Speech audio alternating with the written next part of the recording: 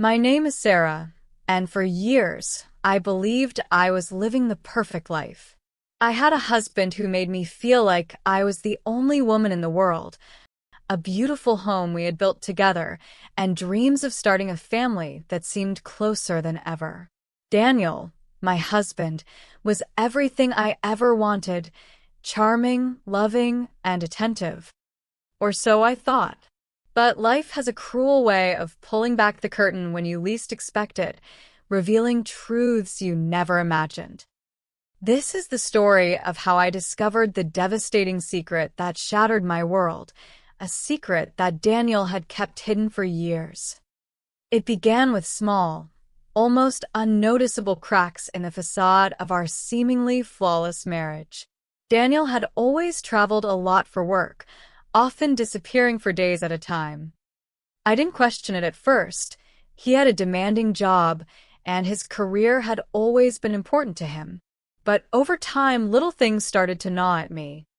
There were inconsistencies in his stories, like the time he claimed to be in Chicago for a business meeting, but his credit card receipt showed a transaction from a coffee shop in New York. I confronted him about it, but he laughed it off, saying it was a layover, a simple mistake. I wanted to believe him. I needed to believe him. After all, this was the man I had vowed to spend the rest of my life with. One day, while cleaning the house, I stumbled upon an envelope tucked away in the back of his desk drawer. It was addressed to someone named Rebecca. My heart raced as I opened it, hoping it was something innocuous, perhaps a business correspondence. But what I found inside stopped me cold. There were photos of Daniel with a woman I had never seen before and 2 children who looked eerily like him. They were at a park, laughing, holding hands, a picture-perfect family. My hands trembled as I sifted through the photos, each one more damning than the last. Who was this woman? Who were these children? And why had Daniel kept these photos hidden? That evening, I confronted him the moment he walked through the door. I held up the photos and demanded an explanation. At first, he looked confused, then panicked. He tried to grab the photos from me, but I pulled back, my voice trembling with anger and betrayal. "Who is she, Daniel? Who are these kids?" He stammered, searching for the right words, but there was no excuse that could justify what I had found. Eventually, he sighed, his shoulders slumping in defeat. He admitted that Rebecca was his ex-girlfriend and that the children were hers. "But it's not what you think," he insisted. "We're not together anymore." Those photos are old. I wanted to believe him, but something in his eyes told me there was more to the story. I couldn't let it go. The next day, while Daniel was at work, I searched through his belongings, determined to find the truth. That's when I discovered the second phone hidden in his briefcase. My hands trembled as I unlocked it, using the birth date of our anniversary, a code I had seen him use before. What I found made my stomach drop. There were recent text messages between Daniel and Rebecca, messages filled with endearments, plans for family outings, and even videos of them together. They weren't just old acquaintances. They were still very much involved. Daniel had been living a double life. He had another family, a whole other existence that he had managed to keep hidden from me for years. I felt like the ground beneath me had crumbled.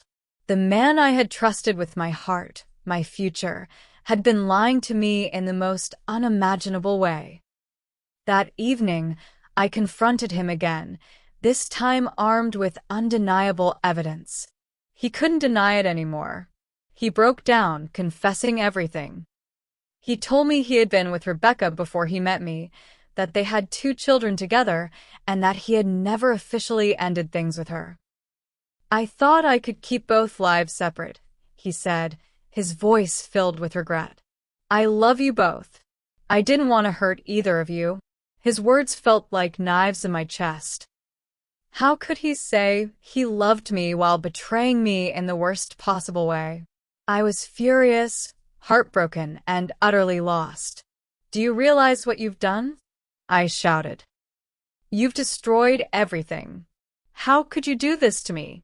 To them, Daniel had no answers.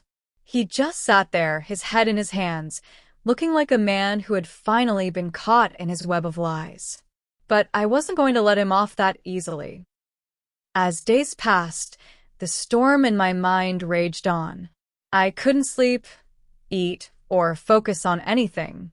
Memories of our life together felt tainted, and every laugh we shared now felt like a cruel joke. I began to remember every business trip, every moment he was late, every excuse, and it all started to make sense. I felt trapped in a web of deceit, and the more I tried to untangle it, the more suffocating it became. But I knew one thing: Rebecca and her children deserved the truth. The next day, I picked up the phone and dialed the number I found on his second phone. Rebecca answered, her voice soft and unsuspecting. "Hello," she said. I introduced myself, my voice shaking. I'm Sarah," I said. I'm Daniel's wife." The silence on the other end was deafening. Finally, she spoke, her voice breaking. "What did you just say?" My hands trembled as I told her everything: the photos, the second phone, the messages. Rebecca's sobs echoed through the line, and I realized the extent of the pain Daniel had caused. "I had no idea," she whispered. I thought we were his only family." Rebecca and I talked for hours. We pieced together timelines, shared stories, and discovered just how deep Daniel's lies went. He had been spending weekends with her, attending school events for the children, while telling me he was on work trips. He had perfected his deception, creating two parallel lives that were never meant to collide. But now they had, and the fallout was catastrophic. Rebecca and I decided we needed to confront him together. That evening, we both waited for him at my home. When he walked in and saw us together, the color drained from his face. You both," he stammered. Rebecca held up the phone, the messages glaring back at him. "How could you do this to us?" she demanded. Daniel tried to explain, tried to justify his actions, but there was no excuse for what he had done. "You've destroyed our lives," I said, my voice cold. "You don't deserve either of us." Rebecca and I left him that night. For the first time in years, I felt a strange sense of freedom. The days that followed were filled with pain, but also with healing. Rebecca and I stayed in touch, supporting each other through the aftermath of Daniel's betrayal. Months later, I received a letter from her. She had moved to a new city with her children, starting fresh. Her words brought me closure, reminding me that even in the darkest times, there is hope. As for Daniel, I don't know what became of him, and I don't care. I've chosen to leave that chapter of my life behind. I've learned to trust my instincts, to value myself, and to never settle for less than I deserve.